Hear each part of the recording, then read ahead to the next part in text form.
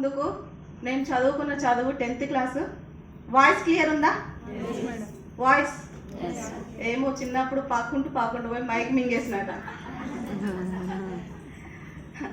మరి voice mic లాగా రావాలి కానీ చిన్నగా వస్తుందా పెద్దగా వస్తుందా మరి చివరి వ్యక్తి వరకు కూడా అర్థం కావాలి. మైక్ ఏం చేస్తూ ఉంటుంది,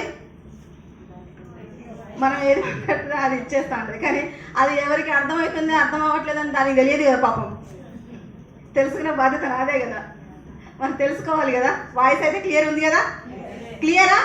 చివరి వ్యక్తి వరకు క్లియరా సార్? ఓకేనా sir, thank you so much sir. నేను బిజినెస్కి రాకముందుకి నేను చదువుకున్నది 10th క్లాసు. మా బ్యాక్గ్రౌండ్ అంతా తల్లిగారి తరఫు నుంచి అత్తగారి తరఫు నుంచి వ్యవసాయమే. నేను హౌస్ వైఫ్గా 14 సంవత్సరాలు ఒంటింటి కుందేలుగా ఉన్నాను. నా పెళ్ళయి 20 సంవత్సరాలు అవుతుంది. 14 సంవత్సరాలు ఒంటింటి కుందేలుగా ఉన్నా. నాకేం తెలియదు ఎంగేజ్మెంట్ ఉన్నదని కంపల్సరీ రమ్మంటాను, ఏదో సాకులు చెప్పేటోళ్ళు. పిలిచిన వాళ్ళు కూడా అక్కడ ఉండకపోయేవాళ్ళు. ఇంటికాడ చూస్తే పిల్లలు ఇలా నైట్ ఇట్లా ఉండేవాళ్ళు, ఒకరికొకరు తినిపించుకుంటున్నారు. ఇంకొక రోజు అయితే టీవీ నడుస్తూనే ఉన్నది, 11 అవుతుంది, టీవీ నడుస్తుంది. బెడ్ మీద ఒకరు, కింద ఒకరు, బెడ్ కింద ఒకరు. ఏమైంది? దొర్లుకుంటూ కింది పడింది. కిటికీల నుంచి చూసిన పిల్లలు ఏం చేస్తున్నారని ఏ తల్లిదండ్రులకైనా ఆ క్షణం ఏమనిపిస్తుంది? ఓహో నా పిల్లలు బాగా పడుతున్నారు అనిపిస్తుంది. ఏమనిపిస్తుంది? కడుపులో పేగులు కాళ్ళ మీద పడతా ఉంటాయి. అవునా కదా? పిలిచిన వాళ్ళు ఉండరు, అక్కడ చూస్తే పిలిచిన వాళ్ళు ఉండరు. మేము పోయి నా భర్త ప్లాన్ చెప్తా అంటే నేను ఇక్కడ ఎంతోమంది ఉన్నట్టుగా ఫీల్ అయ్యి మేము ప్లాన్ వినేది. నాకు నా భర్తకి నేను ఇట్లా ప్లాన్లు చెప్పుకొని ఎవరు లేకపోతే అలా చెప్పుకొని వచ్చినాం.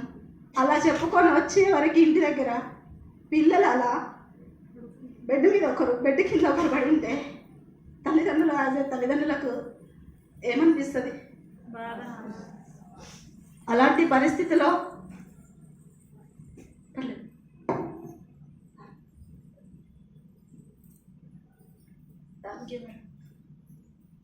పరిస్థితిలో ఏమనిపిస్తుంది? ఎందుకురా ఈ బిజినెస్ అసలు సక్సెస్ వస్తుందా లేదా? సక్సెస్ రాకముందుకు ఇదంతా సక్సెస్ వస్తుందా రాదా? భగవంతుడా, అసలు ఇంత సక్సెస్ అయితే మాకు చూసే వాళ్ళందరూ వీళ్ళు భార్య భర్తలు కలిసిపోతున్నారు, అవసరమా? పిల్లల్ని వదిలేసిపోతున్నారు, చెట్టా పట్టలు వేసుకొని తిరుగుతున్నారు, అసలు వీళ్ళు ఏంది అనేసి చాలా రకాలుగా హేళన చేసింది.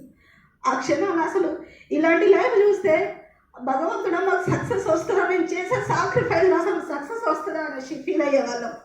కానీ నిజంగా భగవంతుడు అనేటాడు ఉంటాడు. మన కష్టం ఎక్కడా పోదు. వేసిన విత్తనము కొన్నిసార్లు మురిగిపోవచ్చు, కానీ ఖచ్చితంగా మళ్ళీ వేస్తా ఉంటే ఆ విత్తనం బయటికి వస్తుంది, ఖచ్చితంగా కాయలు కాస్తుంది. వేస్తాను